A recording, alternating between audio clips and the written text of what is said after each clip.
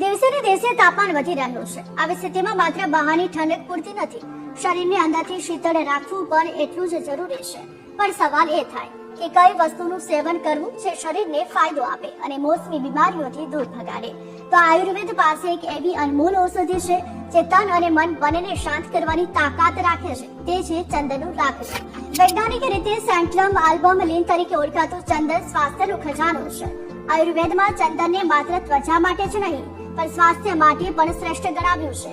ચંદનના લાકડાનો ઉકાળો કેવી રીતે લોહીને શુદ્ધ કરી અનેક મોસમી બીમારીઓને દૂર કરી શકે છે। ચંદનમાં એવા ખાસ ગુણો હોય છે જે બ્લડ શુગર લેવલને નિયંત્રિત કરવામાં પણ મદદ કરે છે।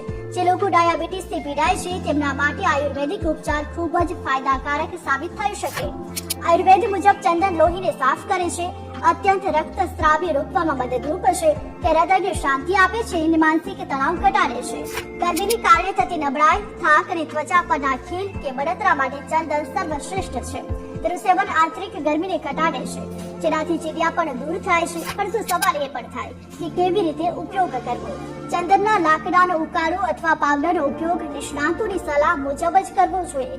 તેની શીતળ પ્રકૃતિ શરીરના અંગોને ઠંડક આપી ઉનાળામાં થતા રોગો સામે રક્ષણ આપે છે।